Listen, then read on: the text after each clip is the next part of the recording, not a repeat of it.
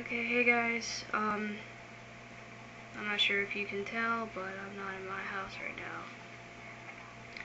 I'm at my grandmother's house because I am currently without a room, because I got the bright idea to paint my room, and it's gonna look really cool. 3 walls, going like these 3, not the wall that has the door that you walk into. All those are an off-white, and then I have an accent wall of red, and it's gonna have like a real dark red over it, and with dry brushing. It should turn out cool, and if it does, I'll show you. And if it doesn't, I'll pretend it never happened. No, I'm just kidding. I'm gonna show you because I've been putting way too much effort into this room because my grandmother's teaching me how to do it myself, which means I do all the work, which is cool because I need to learn how to do stuff like this. So I've helped my mom paint from our other houses, but I've never actually done a room by myself. So this is my first. It's pretty exciting. But that's why I'm here, because we had to take apart my bed and everything out of my room, and away from the walls and stuff. I wouldn't really want to sleep in the room anyway because it smells of paint. That's just a brief update.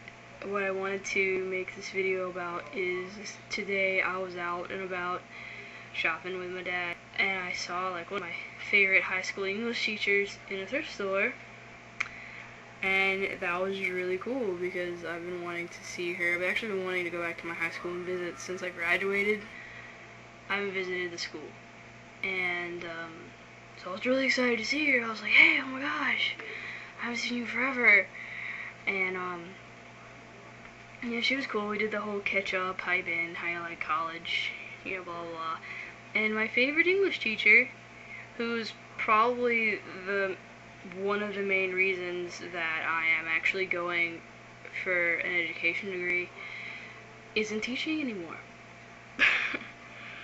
That was pretty disappointing when I found that out. She was teaching English and AP English, and then she stopped doing that. She started teaching Teacher Cadet, or helping with Teacher Cadet, which is basically a program for students who are interested in becoming teachers. They can do that. That's what I did, and that's why I wanted to be a teacher. So she helped with that, and now she's not doing that either. She's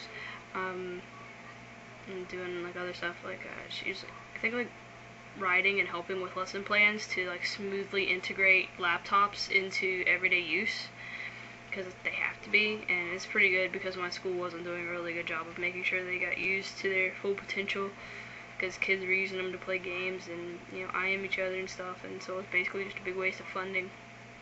So I'm glad that there's actually a program in place now to try and get it to where the kids are using them for what they're supposed to, and the teachers know how to address lessons that involve the laptops and stuff. So it's cool she's doing that, but I'm really sad because, you know, students are really missing out. She was a great teacher and a great AP English teacher, but I was really excited to see her. And while we were talking, she just kind of, you know, offhand remarks like, so what's your situation with boys, you know, who are you with now, anybody I know? And I was like, well, I don't have a boyfriend right now, I have a girlfriend. And she was like, oh really? And I was like, yeah. And I felt my whole face go red, and I started sweating because this is one of my favorite teachers, and I always worried about what she thought, and I wanted to, you know, do really well in her class, so her opinion of me became very important. And so I was like sweating, and she was like, well, if things change, I guess. And I was like, well, yeah, you know. And then she was like, well, how has that been received? I told her about my parents, about how my dad didn't really care either way. I think he kind of knew, but my mom kind of wigged out at first, and now she's cool with it. And so that was cool. We chatted a little bit more, and she left. And so, like, when she left, I called my girlfriend. I called Carmel to tell her because I was like, oh, like, nervous. Yeah, and Carmel was like, oh my gosh, I can't believe you told your favorite teacher. I think you believe you just outright came out and said that. And like, you know, well, I'm not gonna lie, and I don't really see why I should hide it. I mean, that's not healthy, and I don't want to do that. So yeah, I just told her, and she didn't say one way or the other how she felt about it, but I don't feel in any way that my relationship with her was damaged, because she was still interested in talking to me and still interested to know how I've been doing, and she even said it would be okay for me to come and visit.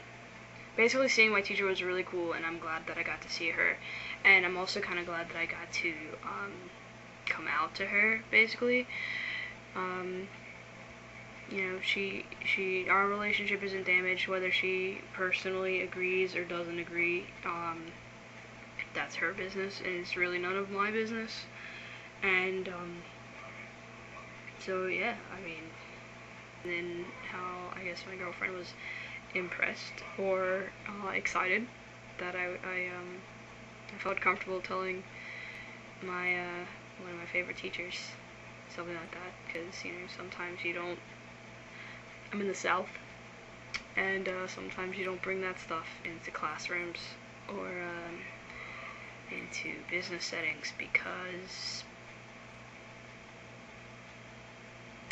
people aren't as open-minded as they are or maybe in other places. So yeah, that's my story.